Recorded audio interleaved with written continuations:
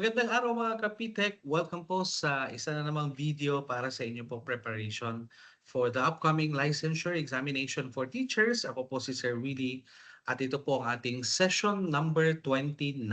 Okay? Ang topic po natin sa video na ito ay ang assessment of learning focused on developing scoring rubrics. Gagamitin po natin yung discussion na ito in order for you to be familiar with the assessment of learning topic, in particular yun pong rubrics development. So, umpisa na po natin ang ating session number 29. Alright, ang ating session number 29 po ay ang assessment of learning, how to prepare analytic and holistic rubric. Okay, ito po yung ating session number 29 at tignan po natin yung ating session objectives. Una, at the end of the session, participants will be able to, number one, differentiate the different types of rubrics. Pangalawa po, compare the advantages and disadvantages of using holistic and analytic rubrics. And the third one is to identify the different steps in developing both the holistic and the analytic rubrics. Okay, before we dig deeper, tignan natin yung ating mga pre-test questions. So ang ating pre-test question number 1 ay, a teacher wants to assess a group research project by giving one overall score based on the general quality of the final output rather than scoring separate criteria. Which type of rubric is most appropriate? A, analytic rubric because it provides separate scores for each criterion. B, holistic rubrics because it assigns a single overall score for the entire performance. Letter C, analytic rubric because it allows weighing of each dimension. And letter D, checklist rubric because it only identifies completed components. Go.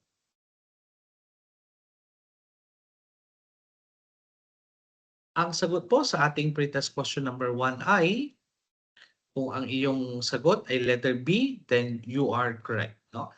Ang hinahanap po na sagot natin ay ang holistic rubric because it assigns a single overall score for the entire performance. Let's go to question number 2. Pretest question number 2, why might the teacher choose an analytic rubric instead of a holistic rubric when assessing a performance task? A, to save time in scoring multiple student outputs. B, to avoid defining detailed performance descriptors. Or letter C, to provide detailed feedback on specific strengths and weaknesses. Or letter D, to assign only one composite score without separate criteria. Go.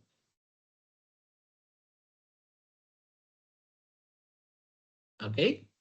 Tingnan natin yung tamang sagot for our pre-test question number 2. The correct answer is letter B, to avoid defining detailed performance descriptors. So that's the difference really between the holistic and the analytic rubrics that we have mentioned in the early part of the video. At later on, when we go into the details of the discussion, makikita natin kung ano nga ba yung kaibahan ng holistic and that of the analytic rubrics. Question number 3 tayo. Pretest question number 3. A department develops a new rubric and immediately implements it across all grade levels without testing it first. Based on the rubric development process, which important step was overlooked? A, writing descriptions for each point on the scale. B, sharing the rubric with students. C, piloting the rubric before full implementation. Or letter D, determining the learning objectives. Go.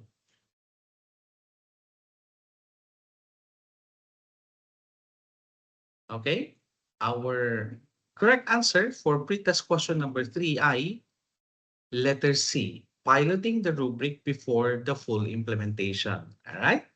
So there you have it, our 3 pre-test questions with that would prepare you for the discussion for our development no, ng ating analytic and holistic rubrics. Now let's go to the details. Okay, so we define rubric as an evaluation tool that describes the criteria for performance at various levels using a demonstrative verb. No? It is also a performance-based assessment process that accurately reflects content skills, process skills, work habits, and the learning results. No, we know for a fact that pag sinabi po natin na rubric, it is a kind of a tool that would make the subjective activity or to measure the subjective activity even more objective, so to speak, no? Kumbaga parang ito yung subjective na activity, gagawin natin siyang more objective as possible. Para nang sa ganun, magkaroon tayo ng saktong measurement ng level ng proficiency na papakita ng ating mga estudyante across different criteria na gusto po natin na i-measure. Kaya kailangan natin ng tinatawag na rubric. Alright? Going deeper, meron tayong mga iba't ibang klase ng rubrics. But for this particular discussion, yung general po yung pag-uusapan natin, we have taken this material from Johns Hopkins University. And ito din yung types of rubrics na kanilang nabanggit during in one of the lecture notes, no, that were presented. Una, meron tayong tinatawag na holistic rubric. No? A holistic rubric describes a student work as a single score. No? The overall report of projects is assigned as a score. Therefore, holistic rubrics are best suited to tasks that are not outcome-based and can be performed or evaluated as one overall score. No? Kumbaga, ito yung klase ng rubric na kung saan isa in every score, in every numerical value, meron na siyang description kung anong meaning ng score na yon. For example, 0, 1, 2, 3, 4 ang iyong scoring points na ibinigay. What do you mean by 0? What do you mean by 1? What do you mean by 2, 3, and 4, and so on? No, yun tinatawag po natin na holistic rubric. Meron po tayong example later on ipapakita sa dulo ng ating video. No? Pangalawa, yung tinatawag na analytic rubric. No, analytic rubrics specify criteria to be assessed at each performance level. Provide a separate score for each criterion or outcome and may include a composite score for overall performance. No, the composite score may be weighted based on the importance of each dimension. No, ito naman yung sinasabi natin about the analytic rubrics. Kung kailangan mo ng detailed analysis of the performance or the proficiency level of the learners across the different dimension or different criteria, then meron tayong pwedeng gamitin na analytic rubrics. Hindi kagaya kanina, yung holistic rubrics, kung kailangan natin ng quick judgment. Okay? Kung kinakailangan natin ng quick judgment, then gamitin po natin yung holistic rubric. Pero kung kinakailangan naman natin ng detalyadong analysis of the performance, then we go for the analytic rubrics. Okay? Tingnan natin ngayon yung kanyang mga advantages and the disadvantages. So we focus more on the advantages first, no? Both for the analytic and the holistic rubrics. Pag sinabi natin na analytic rubrics, it will offer more detailed feedback on areas of strength and weaknesses, kagaya ng nabanggit ko po kanina, no? Detalyadong analysis ng performance nila, no? Depende sa criterion na iyong tinitignan. Reflect a more consistent scoring across students' work. It's because it is even more detailed yung discussion or yung kanyang evaluation of the performance, mas nagiging consistent tayo no dun sa pag-measure ng proficiency level ng iba't ibang mga estudyante. And it will offer more guidance for instructional planning. Why? Because in the analytic rubrics, you will be able to see anong criterion sila mataas, anong criterion mababa, saan naging very impactful or naging mataas yung proficiency level, saan naman medyo nagkakaroon ng lag or kailangan ng improvement on a particular criterion. Alright? What about the holistic? Ang holistic rubrics naman, it will offer quick scoring. Kaya nga pag kailangan natin ng quick judgment, gamitin natin ang holistic rubrics. Provide an overview of the student achievement and it will save time by reducing the number of decisions the raters will have to make. Kasi nga, halimbawa, 0, 1, 2, 3, 4 lamang yung scoring, it's easy to put into alin dyan yung performance level ng isang estudyante across the overall, hindi naman siya across different dimensions, but it is on an overall evaluation ng kanilang performance. Okay? What about the disadvantages? Tingnan natin naman yung kanyang mga disadvantages. Ang analytic rubrics are time-consuming, no, to create a score. Totoo din naman. Hindi naman very difficult, but it will take time for you to prepare, no, yung mismong rubrics. Kaya nga, mahirap siyang gawin, no, compared natin kay holistic. Need to be detailed unless each point for each criterion is well-defined. Raters may not arrive at the same score. Okay, ito nga yung sinasabi natin, no? We will be looking at meron kang levels of performance, meron kang criteria, no? And at the same time, there are also specific indicators, no? Meron kang mga indicators in every level of performance compared to that of the dimension level. All right?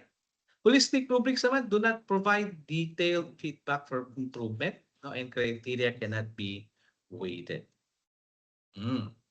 Siyempre, quick judgment, no?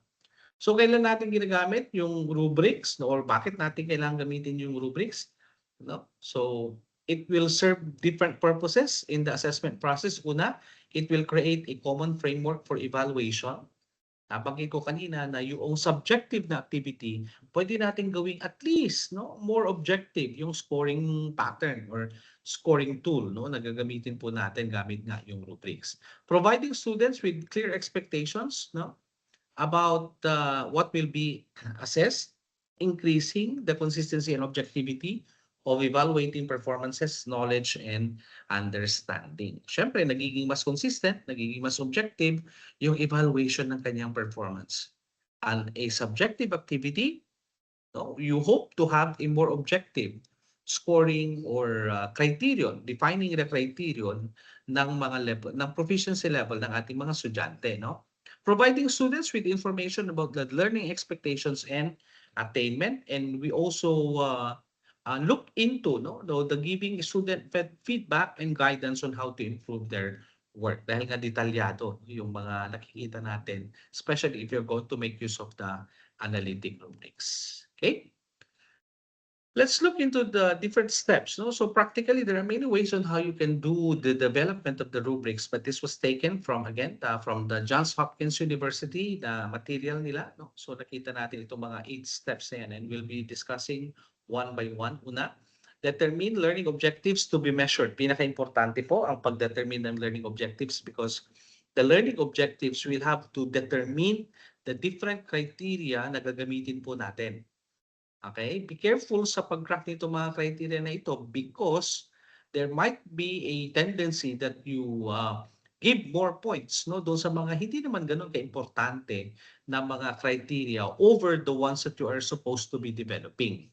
Okay? Halimbawa, meron kang pinagawa na development ng or ang activity is some kind related to artwork.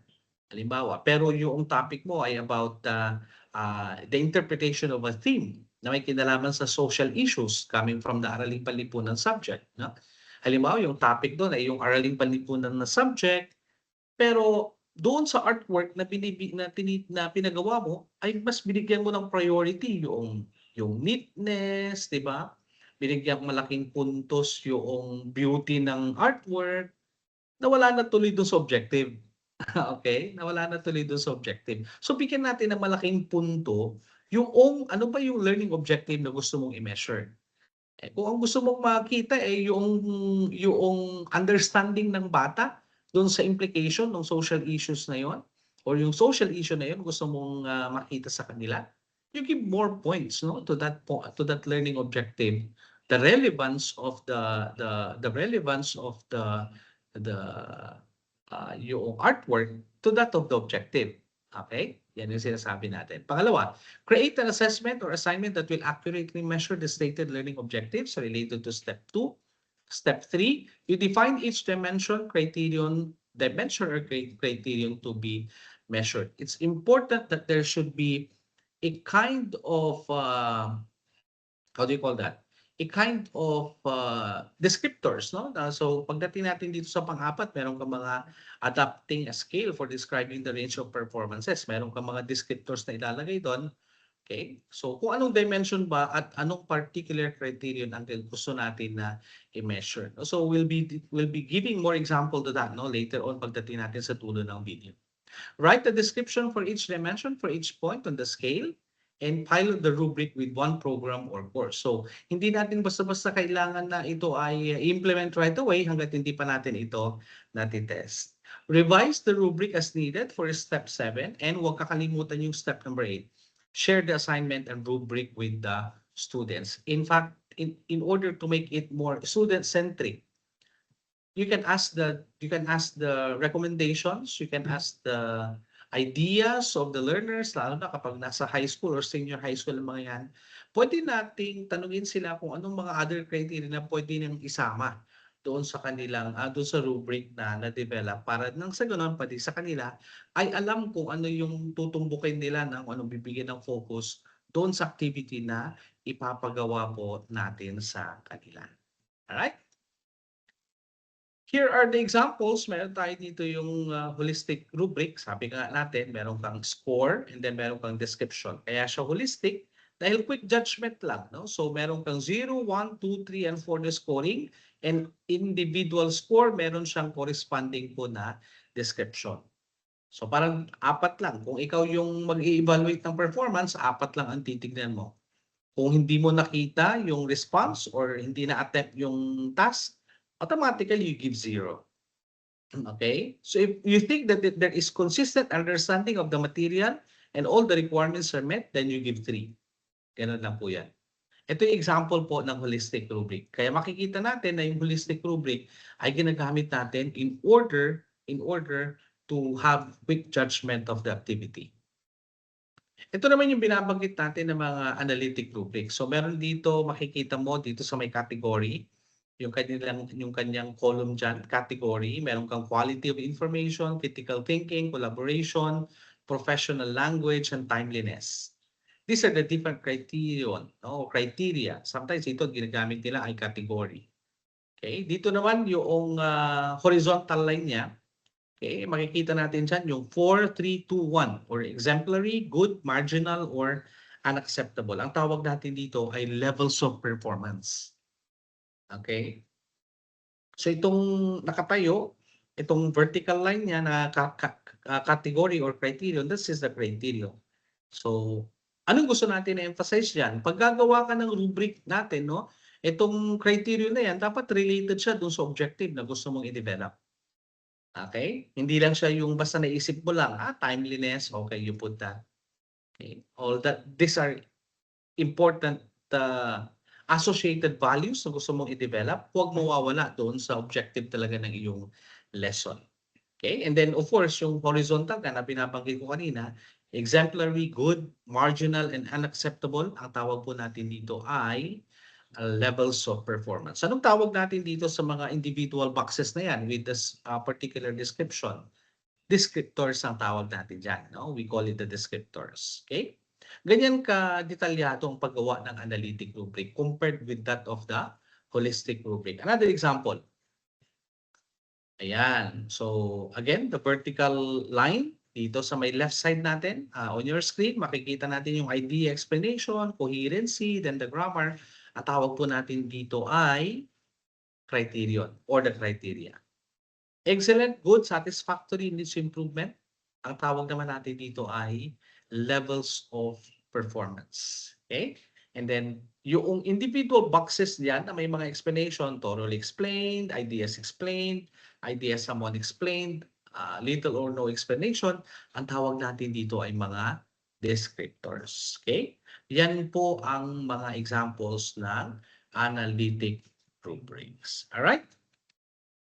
There you go. Maraming salamat mga Kapitek. I hope na itong video na to ay nakapagbigay sa inyo ng a briefer kung ano nga pa yung pagkakaiba ng analytic at saka ng holistic rubrics. And we hope to see you sa po na mga videos ni Pitek. Muli po, maraming salamat. Ako po si Sir Willie at magandang araw mga Kapitek.